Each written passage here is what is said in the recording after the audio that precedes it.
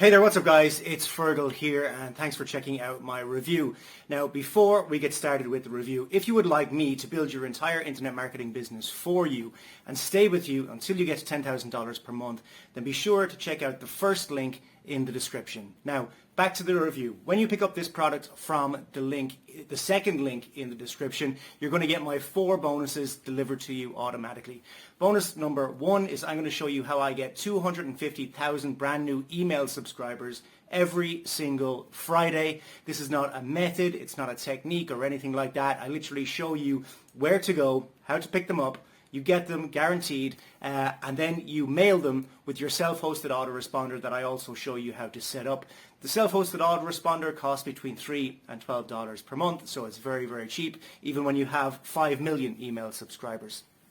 Bonus number 2 is I'm going to show you the 2023 free traffic method that I'm using right now to get tons of traffic to my websites, offers and blogs. This will be delivered to you as well automatically as a free bonus when you pick up this product.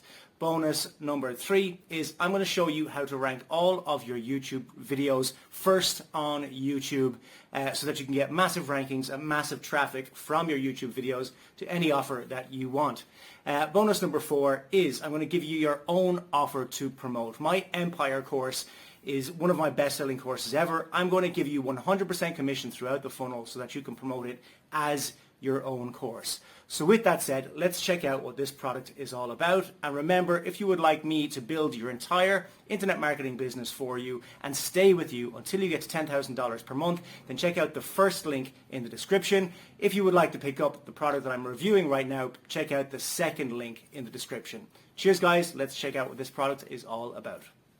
In this video, I'm going to show you exactly how to rank on the first page of Google, step by step. In fact, I use this exact formula to rank on the first page of Google for thousands of keywords like backlinks, SEO best practices, and thousands of others. Then I sold that site, started another site from scratch, and grew that site from 0 to 400,000 visitors per month. Okay, enough bragging, let's get into the actual steps. And don't worry, this isn't going to be the same generic SEO advice you've probably seen 1,000 times before, like create great content, use keywords on your page, make sure your site loads quickly, and all that stuff that you've probably seen 1,000,000 times before. Yeah, that stuff can help a little bit, and this is an SEO video for beginners, so it is important to get the basics right. But if you want to rank for competitive keywords, that stuff might help a little bit, but it's not really going to take your site to the first page of Google for really competitive keywords. What will? The steps that I'm about to lay out for you right now, starting with step number 1, which is to find 5 keywords. So you probably already know that SEO is really all about keywords. It's all about ranking for keywords that your customers search for. And there are a bunch of different strategies, tools, and tactics for finding them. But one of the easiest and most effective is to use Google Autocomplete.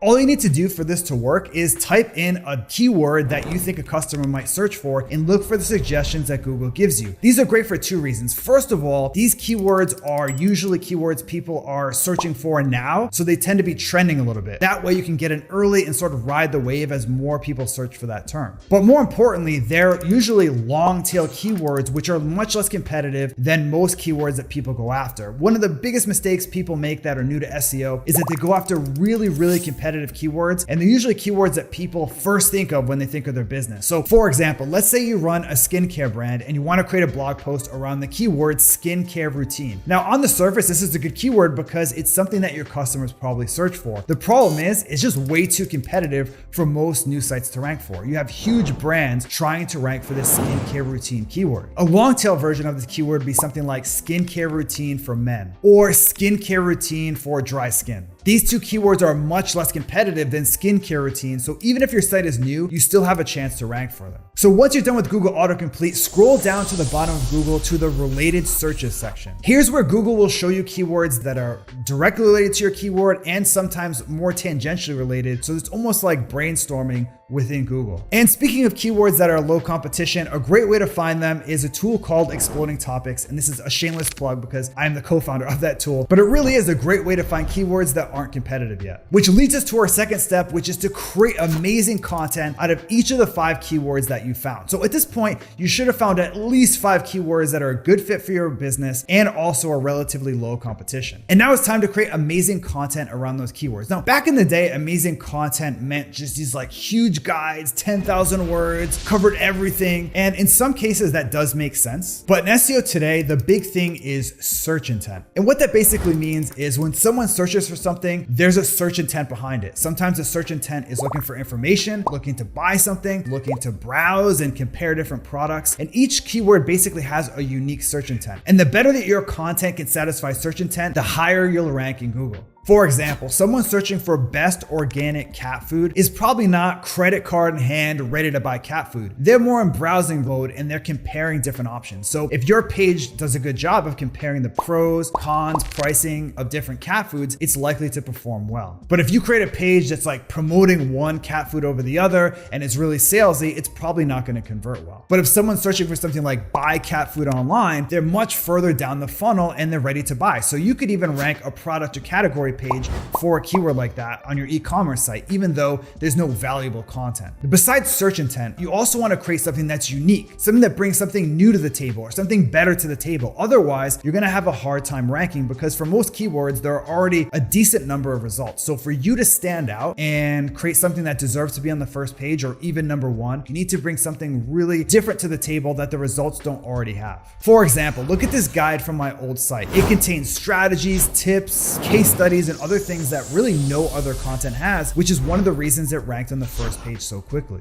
Plus, most importantly, it's not just unique for the sake of being unique, it satisfies search intent, which Google can measure. And when they see people are generally happy with your page, it's gonna rise up the rankings. But if they find that your page isn't a good fit for search intent, they're gonna downrank you. So once you have a piece of content ready to go, the next step is to optimize it for SEO. And this used to be somewhat complicated and involved back in the day. You used to have to put your keyword in your content a bunch of times, put your keyword in an H2 tag. But today, that stuff doesn't really move the needle anymore. I honestly don't worry that much about on-page SEO today because it's really so simple. And instead I just focus on creating great content that satisfies search intent. In fact, we have a whole writing team at my startup and we don't really tell them anything about SEO. We don't want to get into their head that they have to worry about keywords or related keywords or all this stuff. We just say, create the best content possible. And for this keyword, create something that someone landing on the page would say, yes, this is like exactly what I'm looking for. The whole on-page thing is relatively simple. All you really need to do is have your keyword in your title, in the first couple hundred words of your page, and then a few other times on your page just to let Google know that this page is about that topic. For example, this post from the Exploding Topics blog is optimized around the keyword business trends. So we include that exact keyword in the title,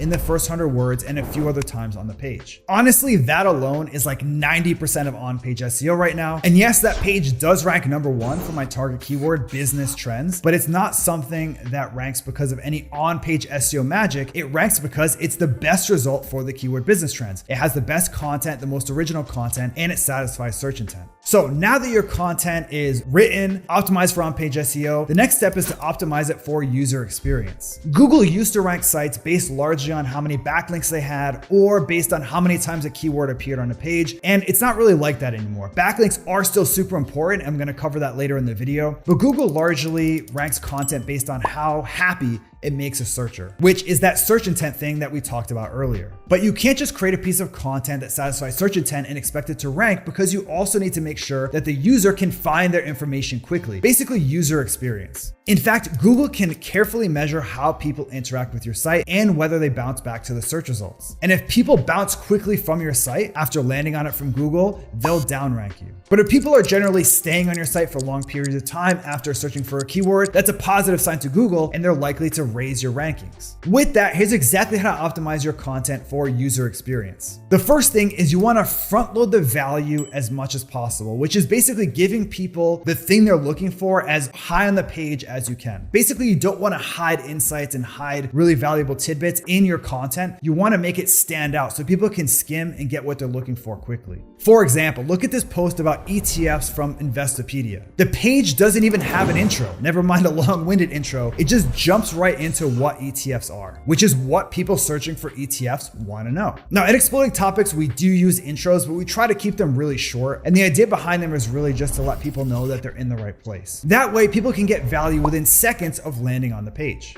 Another thing to look at is your content layout and design. Specifically, you want to make your content easy to read, or as I like to say, when it comes to online content, hard to read means won't read. So if your font is small or sections are all squished together or you have long paragraphs, people are not going to read it no matter how good the content is. Now, if you want to see a great example of how this looks, go to healthline.com. They're probably the gold standard when it comes to content layout and design. They have super big, easy to read font, a simple layout, and lots of subheadings that make the content easy to read and skim. And now it's time for our last step, which is to build backlinks. Make no mistake, backlinks are still super important when it comes to SEO. That's because Google largely uses backlinks to figure out which sites are trustworthy and authoritative. In other words, the exact types of sites that they want to show at the top of the search results. Now, there are a million ways to build backlinks, from broken link building to guest posting. But considering this is a video about SEO for beginners, I wanted to give you a sort of approachable strategy that anyone can use. A strategy that works especially well for new sites with zero authority. And that strategy is called Be the Source. Now, I have an entire video on this strategy, so if you want to go super deep on it, you should watch that video. But let me give you some steps here that you can get started on right away. The first step is to find a statistic in your industry that you can write about and expand on. For example, at Exploding Topics, we realized that a lot of people were searching for how much data is generated per day, but it was lost inside these long statistics posts among a bunch of other stats about how much data is generated per day, where the data comes from, and it was really just hard to find that one stat that people are searching for. So we created a dedicated page to how much data is created every day, along with a couple different,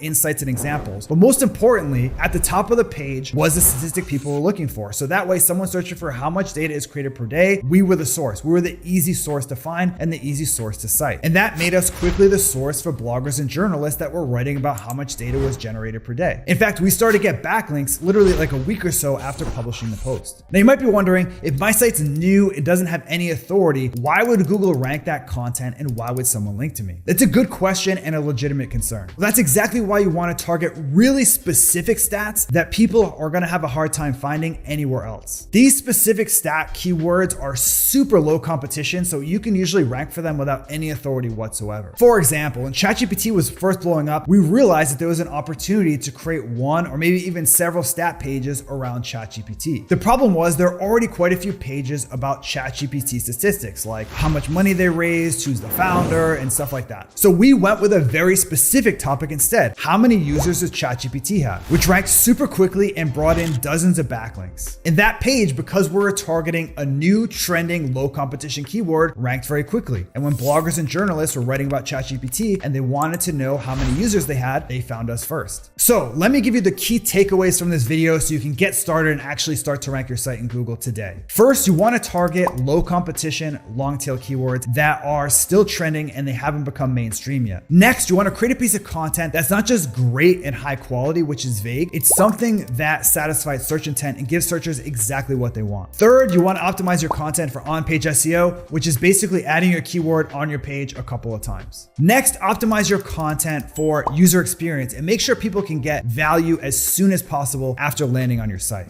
Finally, you want to build backlinks. And like I said, there are 1,000 different ways to do this, but the best way to get started is to be the source for a specific statistic in your niche. So yeah, that's about it. That's all for my SEO guide for beginners. Now I'd like to hear from you. Which step from this video are you going to try first? Let me know in the comment section below, and I'll see you in the next video.